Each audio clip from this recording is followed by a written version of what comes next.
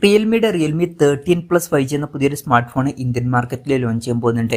ഈ ഒരു ഫോണിന്റെ ഇന്ത്യയിലെ ലോഞ്ച് ഡേറ്റ് ഇപ്പം ഒഫീഷ്യലായിട്ട് തന്നെ കൺഫേം ആയിട്ടുണ്ട്. ഫീച്ചേഴ്സിനെ പറ്റിയിട്ടുള്ള പല കാര്യങ്ങളും ഇപ്പം അറിയാനും കഴിഞ്ഞിട്ടുണ്ട്. എന്തായാലും ഈ ഒരു വീഡിയോയിൽ നമ്മൾ നോക്കാൻ പോകുന്നത് റിയൽമി 13 Plus 5G എന്നുള്ള സ്മാർട്ട് ഫോണിനെ പറ്റിയിട്ടാണ്. നമ്മൾ ആദ്യം ഫീച്ചേഴ്സും കാര്യങ്ങളൊക്കെ നോക്കുകയാണെന്നുണ്ടെങ്കിൽ ഈ ഒരു ഫോണിൽ 6.6 ഇഞ്ചിൻ്റെ ഫുൾ HD+ ഡിസ്പ്ലേ വരുന്നതായിരിക്കും. അമോലെഡ് ഡിസ്പ്ലേയും കാര്യങ്ങളൊക്കെ ഇതിൽ വരും.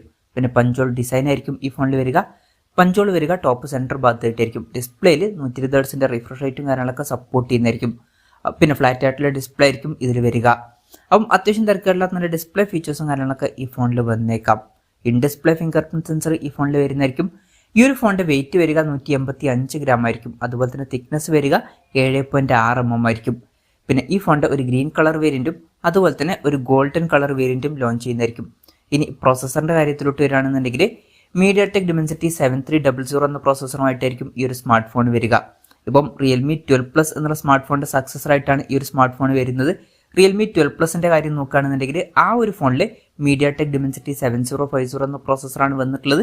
അപ്പം അതിനേക്കാൾ കുറച്ചും കൂടി ബെറ്റർ ആയിട്ടുള്ള ഒരു പ്രോസസ്സറായിരിക്കും ഈ ഒരു ഫോണിൽ വരിക. 5G സപ്പോർട്ടും കാര്യങ്ങളൊക്കെ ഇതിൽ വരുന്നതായിരിക്കും.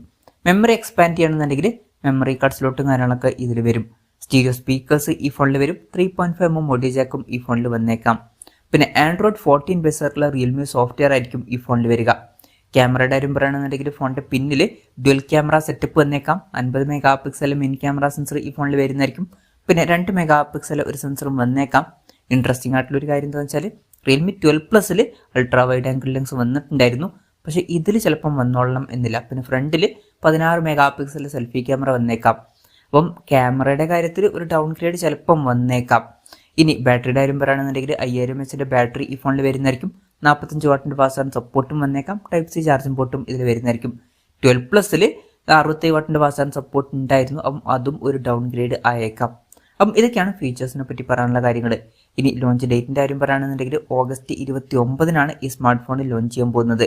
ഇന്ത്യയിലെ ലോഞ്ച് ഡേറ്റ് ഇപ്പം ഒഫീഷ്യലായിട്ട് തന്നെ കൺഫേം ചെയ്തിട്ടുണ്ട്. വിലയുടെ കാര്യം പറയുകയാണെന്നുണ്ടെങ്കിൽ അതിനെ പറ്റിയിട്ടുള്ള കാര്യങ്ങൾ ഇപ്പം പറയാൻ കഴിഞ്ഞിട്ടില്ല. എന്നാലും റിയൽമി 12 എന്നുള്ള സ്മാർട്ട് ഫോൺ ഇപ്പം 18,000 രൂപ പ്രൈസ് റേഞ്ചിലൊക്കെ ആയിട്ട് അവൈലബിൾ ആണ്. അപ്പം ഈ ഒരു ഫോൺ നമുക്ക് ഒരു 17,000-18,000 രൂപ പ്രൈസ് റേഞ്ചിലായിട്ട് എക്സ്പെക്ട് ചെയ്യാവുന്നതാണ്. ചിലപ്പം ഒരു 16,000 രൂപ പ്രൈസ് റേഞ്ചിലായിട്ടും വന്നേക്കാം. കാരണം റിയൽമി 12 ആയിട്ട് കമ്പയർ ചെയ്യുമ്പം ചില ഡൗൺ ഗ്രേഡ്സ് ഉണ്ട്. പ്രോസസ്സറിൽ ഒരു അപ്ഗ്രേഡ് വരുന്നുണ്ട് എന്നേ ഉള്ളൂ. പക്ഷേ ക്യാമറയുടെ കാര്യത്തിലും ബാറ്ററിയുടെ കാര്യത്തിലും ചില ഡൗൺ ഗ്രേഡ്സ് വന്നേക്കാം. അപ്പോൾ നമ്മൾ എക്സ്പെക്ട് ചെയ്യുന്നത് ഒരു 17,000 രൂപ പ്രൈസ് റേഞ്ചിലൊക്കെ ആയിട്ടാണ്. എന്തായാലും കൺഫർമേഷൻസ് ഒന്നും ഇപ്പം പുറത്ത് വന്നിട്ടില്ല. എന്തായാലും റിയൽമി 13 5G എന്ന പുതിയൊരു സ്മാർട്ട് ഫോണിൽ ലോഞ്ച് ചെയ്യാൻ പോകുന്നുണ്ട്. ഈ ഒരു ഫോണിനെ പറ്റിയിട്ടുള്ള നിങ്ങളുടെ അഭിപ്രായം ജസ്റ്റ് ഒന്ന് കമൻറ്റ് ചെയ്യുക. അതുപോലെ തന്നെ ഈ ഒരു സ്മാർട്ട് ഫോൺ ഇന്ത്യൻ മാർക്കറ്റിൽ നിങ്ങൾ ഏത് പ്രൈസിങ്ങിലാണ് എക്സ്പെക്ട് ചെയ്യുന്നത് എന്നുള്ള കാര്യം കൂടി ജസ്റ്റ് ഒന്ന് കമൻറ്റ് ചെയ്യുക.